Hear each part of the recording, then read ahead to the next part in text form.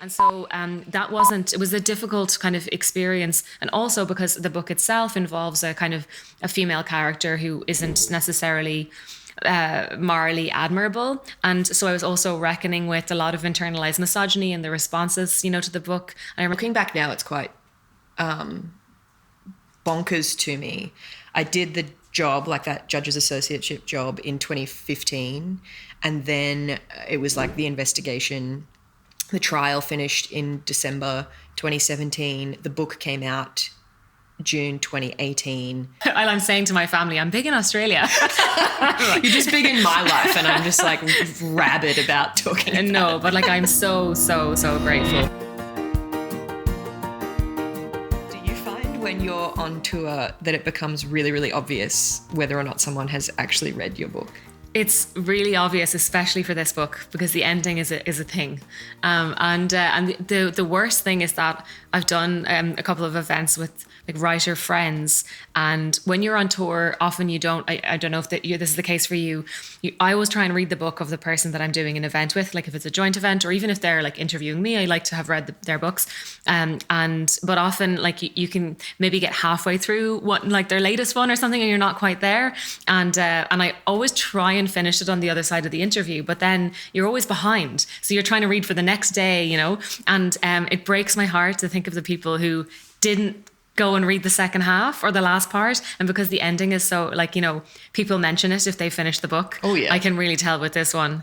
Yeah, you before you were saying like someone who apparently has read my book, so you obviously must have a similar thing where you can tell. Oh, so quickly. Yeah.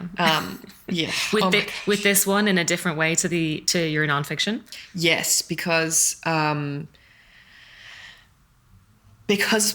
my first 2.5 books are nonfiction, and they're about my life to varying degrees.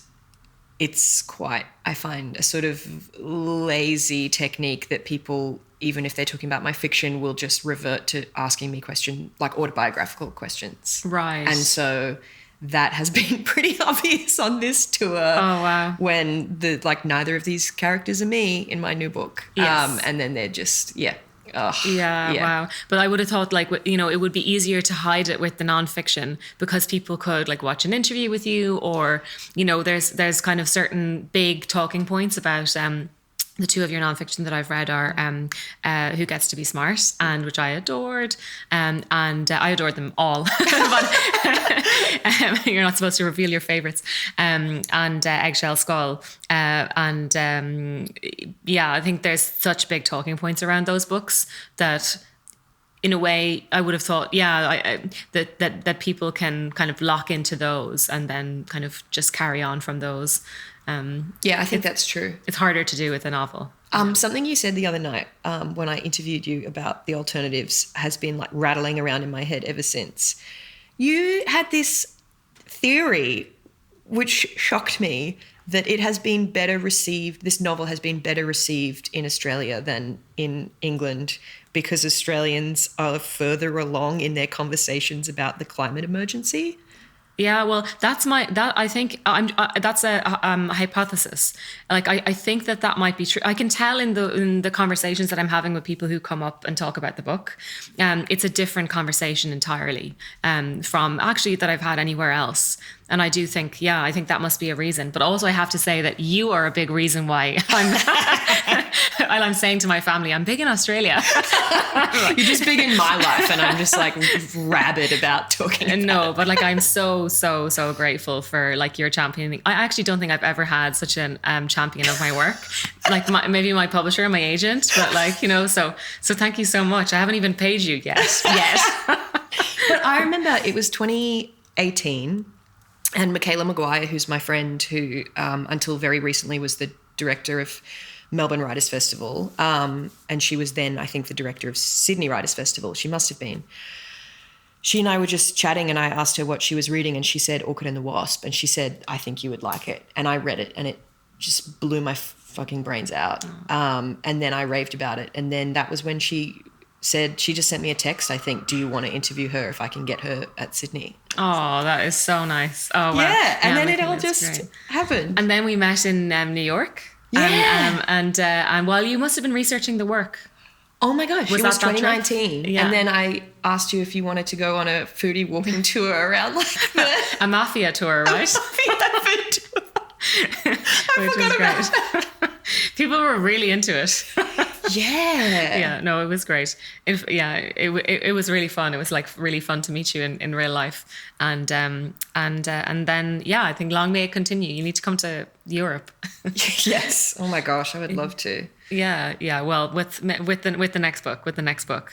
Yes, it's always for me. It's always that my next book will be published overseas. It will. It will this time. Yeah, I walked under some stairs, so I'm taking the bad luck today. You can have the good luck. You can. Thank you.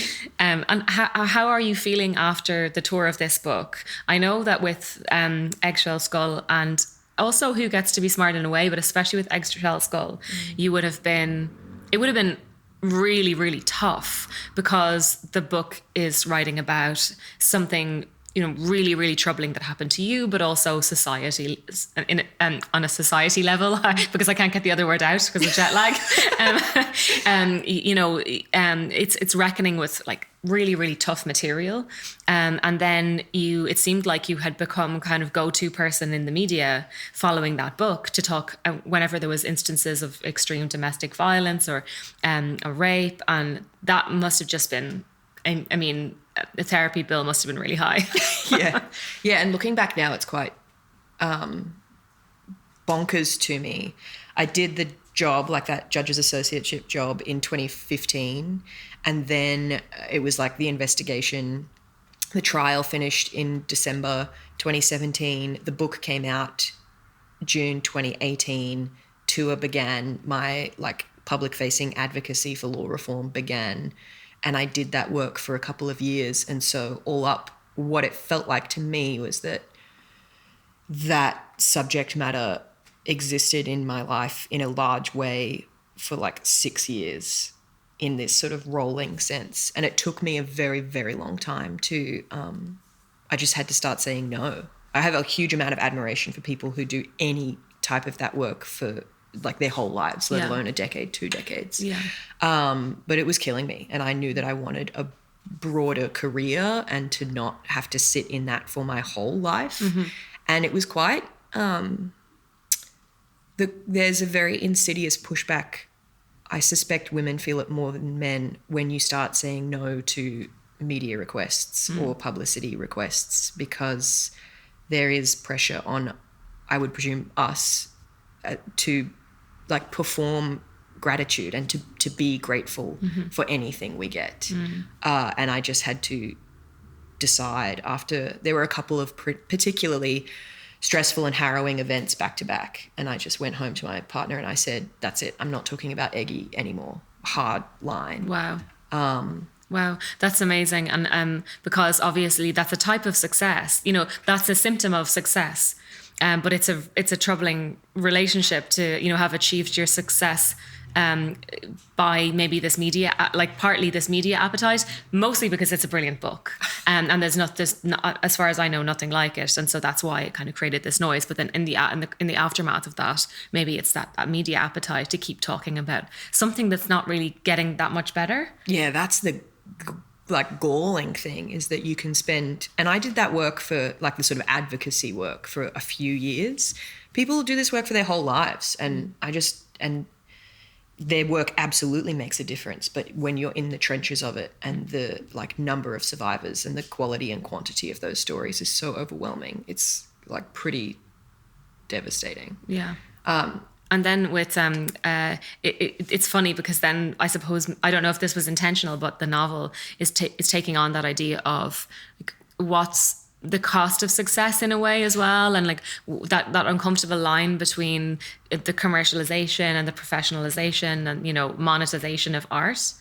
Absolutely. Yeah, for sure. And just the degree to which we're all swimming in it now, I think. And a lot of people choose to kind of be willfully ignorant of what that really means and what that really looks like and what part they're playing, either as like furthering the problem or benefiting from it. Yeah. But I remember, so the other night you mentioned that The Wild Laughter came out, and you couldn't tour at all because it was COVID? Yeah. I was actually, though, I found the publication of The Wild Laughter really restorative. In a weird way, I experienced the publication of Orchid and the Wasp, with a bit of difficulty.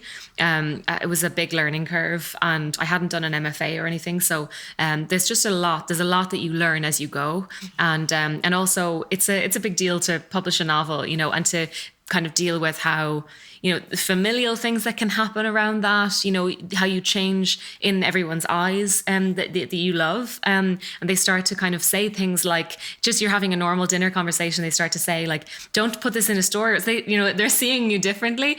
And also, for many reasons, I wasn't living my best life during the publication of that book.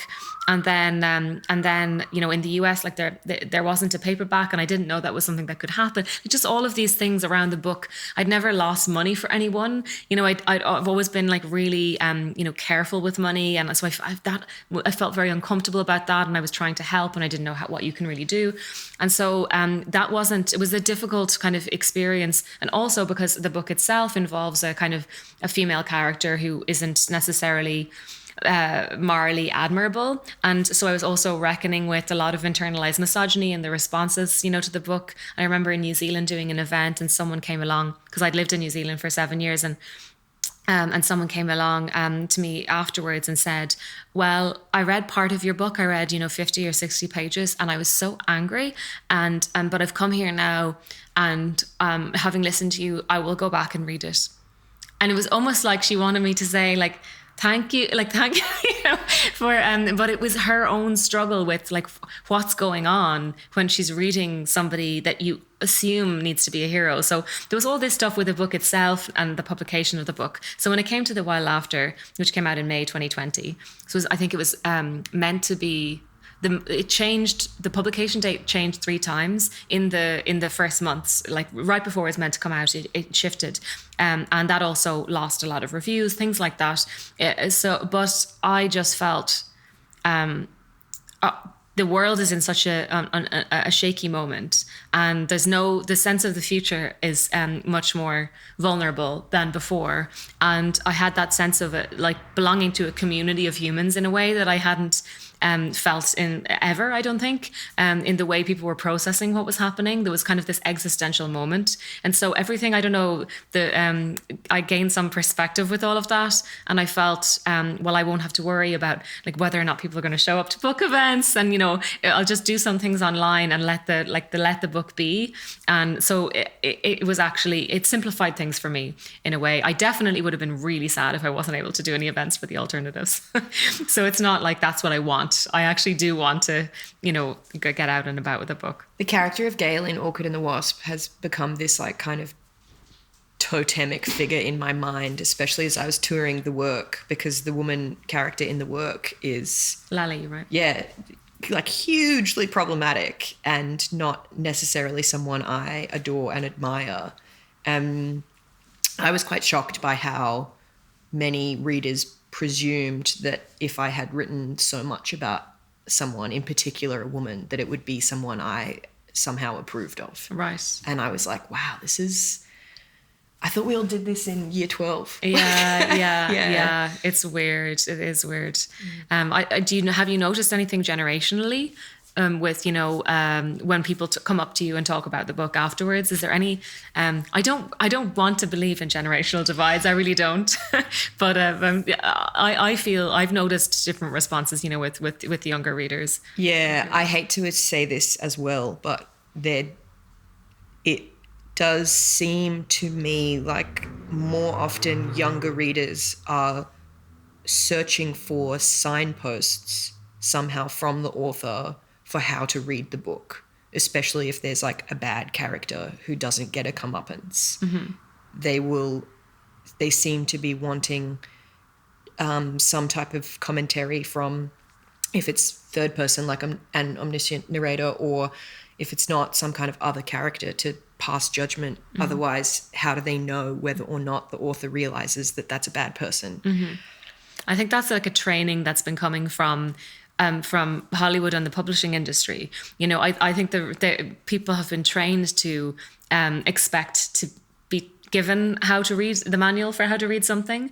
You know, like the Russian characters speaking English rather than giving them subtitles because it's just easier. Like there's a literary equivalent of that. You know, just actually not putting something literally in a book, you know, in a line of dialogue that a character comes out with, to help the interpretation. And I do think that that's really infantilizing and something that hopefully, you know, we can kind of come around from it, that people will actually start to feel, you know, babied, and feel that they're not being stimulated enough. I'm sure there is all sorts of neurological language around it. You know, the problem solving that arises in your brain when you see something that isn't fully resolved, that leaves space for you to like a moral problem solving. Yeah. I tried to make what I thought was a pretty obvious first chapter that set up this problematic woman who is complicated and has been wronged and then wrongs, but people still could not compute. Wow.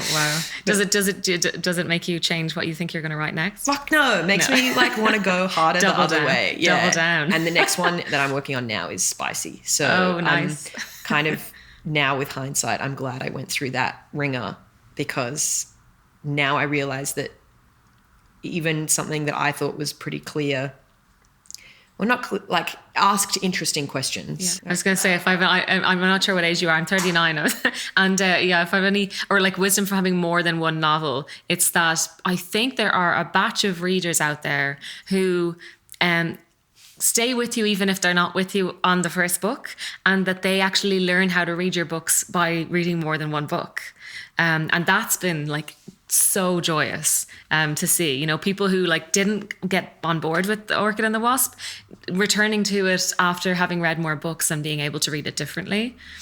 So yeah, I hope that you have that experience. Oh my gosh, that gives me goosies. Oh, that's nice. That's lovely. Well, I knew how to read your books from the beginning. You did.